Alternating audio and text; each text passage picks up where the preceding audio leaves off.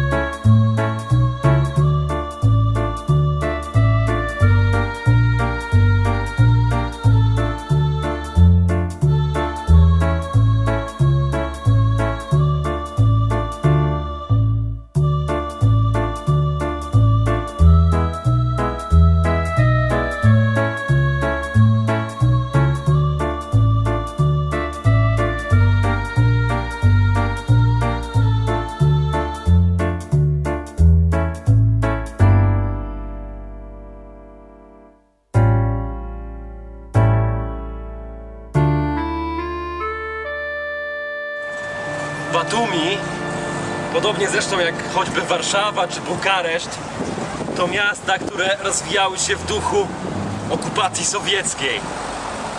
I to jest widoczne na każdym kroku. Nawet po przejściu na ustrój kapitalistyczny, nowo powstała architektura żywcem czerpie ze wzorców sowieckich.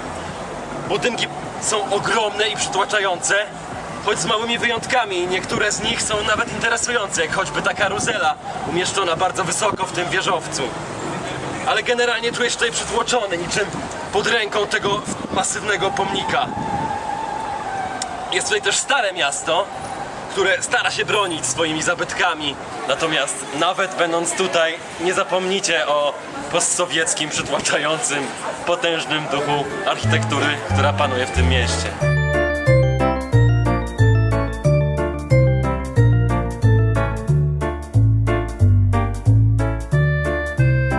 Ale są też takie ciekawostki, zobaczcie, jak ten bambusowy las, który też mi przywodzi na myśl tamtą architekturę, która nas otacza, ale w taki bardziej pozytywny sposób. I zaraz wejdę w ten bambus.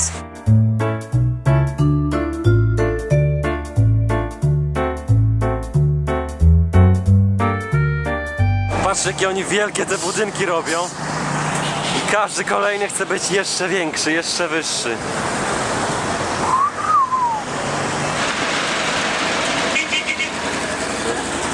Ale rzecz jasna, Gruzja nie kończy się na Batumi, a dopiero zaczyna. Dziś mieliśmy przyjemność spać na plaży, gdzie piasek był bardzo delikatny, niczym drobno zmielona mąka, jednakże ciemny.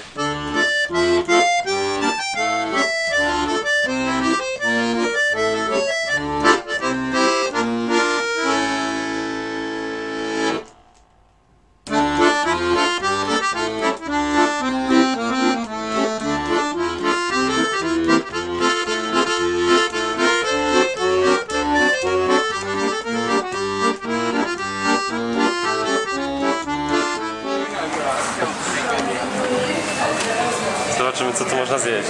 Tutaj akurat takie placki sprzedają, jest też kebab, ale mamy ochotę na coś innego, więc szukamy dalej. Też bezdomne pieski wszędzie, jak w Turcji czy w Rumunii. One w ogóle trzymają się razem, one tworzą taki gang. Zauważyłem, jak jeden pies gdzieś tam biegnie czy szczeknie, to nagle wszystkie się zbierają i biegną razem. Produkty spożywcze jak wszędzie. Ciekawe, czy ludzie są tak mili jak w Turcji, zobaczymy to później. I tak tutaj się toczy codzienne życie gruzińskie, ale kraj jest bardzo mocno skorporacjonizowany i wszędzie można przeczytać wszystko po angielsku, także no widać, że tutaj łapy macza zachód mocno. Niestety nie udało nam się w tej mieścinie nic znaleźć, więc jedziemy dalej i czekamy na coś regionalnego. Coś, co może nas zaskoczyć, coś, czego chcemy skosztować. A po drodze mijamy mnóstwo zwierzyny, w tym świnie, które mają dziwną konstrukcję na szyi. Czy ktoś z was wie, dlaczego te świnie noszą tutaj takie stelaże drewniane na szyjach? Kurwa, nie wiem jak to się właściwie za to zabrać, ale wylało mi się jakiś syrop z tego. Chyba nie tak. Ser. No nic, generalnie jechaliśmy bardzo długo i nie było po drodze nic do jedzenia. W końcu dotarliśmy do miejsca, gdzie jemy gruzińskie pierogi hinkali, które nie wiem jak zjeść, i piję piwo, bo w Gruzji nie pije się herbaty jak w Turcji, tylko pije się piwo. No i oczywiście wino, które będziemy testować w przyszłości. Mieliśmy 3 rodzaje pierogów hinkali: z serem, z grzybami i z... ziemniakami. Dobra, jak oceniasz te pierogi? Powiedz mi. Na razie jem to z serem. I co? No średnie są. No średnie, nie? Może i gruzińskie pierogi hinkali są dostępne w Polsce, ale nie mam doświadczenia związanego z nimi. Natomiast teraz muszę jakoś to zjeść, tak żeby nie wyleciał z tego cały syrop, więc po prostu zjem to całe naraz i wam powiem jak smakuje. Z tych grzybami nie wylatuje, bo ma farsz. Są lepsze. Ale tutaj są twarde. Lepsze niż te z serem. I na końcu wjeżdżają jeszcze z ziemniakami. No powiedz, czy dobre. Do ruskim im daleko. No po prostu ziemniak w cieście. Jest okej, lepsze niż z serem. Ser odradzam. Zmęczeni mięsem i kebabem tureckim zbliżyliśmy się o krok ku kuchni polskiej. Jednakże jest to tylko krok, ponieważ kuchnia polska jest o wiele lepsza niż nasze pierogi ruskie, są o wiele smaczniejsze, lepiej przyprawione i ciekawsze niż te oto hinkali. No słuchajcie, chcieliśmy jechać do północno-zachodniej Gruzji, do regionu zwanego Abchazja, żeby zobaczyć Park Narodowy Ritsa i wykąpać się w tamtejszym jeziorze. Tymczasem na drodze jest blokada, nie ma przejazdu, są jakieś punkty testowania COVID. Myślałem, ale tu nie chodzi nawet o COVID, bo okazuje się, że po prostu Rosja okupuje tamtą część Gruzji i nie ma możliwości wjazdu, więc musimy jechać gdzie indziej. Droga jest cała zablokowana, podjeżdżają tylko autobusy z jednej i z drugiej strony, jest szlaban, nie ma żadnego przejazdu, no nie dostaniemy się tam. Tylko krowy mogą przejść. Tylko krowy idą z tamtej strony do nas. Jedziemy więc na północ. Również zbliżymy się do granicy z Rosją, a nawet jak wejdziemy na szczyt, to będziemy na samej granicy z Rosją. O, zobaczcie, cały czas krowy. To jest główna droga przez kraj. Jak tu jechać, nie?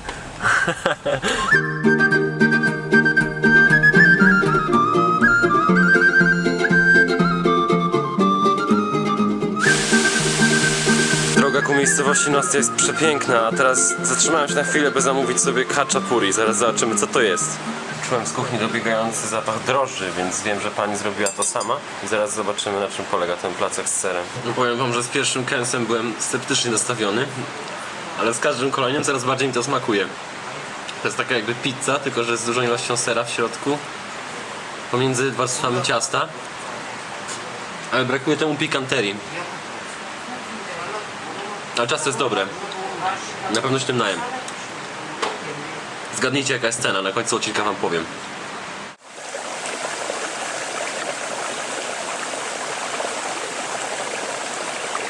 Tak jak wspominałem, Gruzja na Batumi się nie kończy i tak naprawdę jadąc tutaj koniecznie zaplanujcie wyjazd na północ, bo to ona jest najpiękniejsza w tym kraju. Jesteśmy w miejscu, gdzie spaliśmy. Jest to piękna polanka, na której wieczorem ujrzeliśmy wypasające się konie w blasku księżyca. I wiedzieliśmy, że to jest miejsce, gdzie musimy spędzić noc. Zrobiliśmy też pranie w okolicznym strumieniu. A teraz kontemplujemy widok, pijąc kawę turecką. Sama droga do Mesti nie jest dobra, ale też nie jest bardzo zła. Jest asfaltowa i jest przejezdna dla Clippera bez problemu, choć na niskiej prędkości.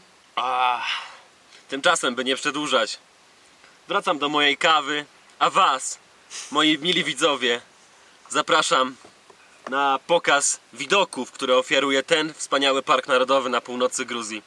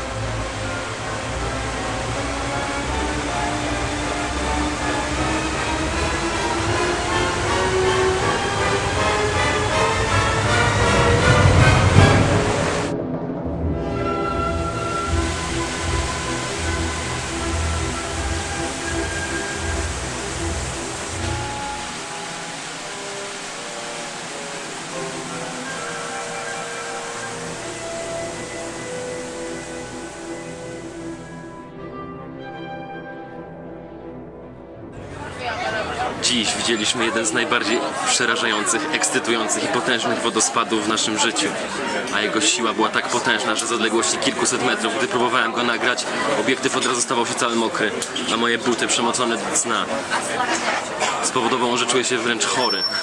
No i po tej wspaniałej przygodzie przyszedł czas na posiłek. Jesteśmy w miejscowości Mestia, w restauracji wypełnionej po brzegi i zaraz zobaczymy, co nam tu zaserwują.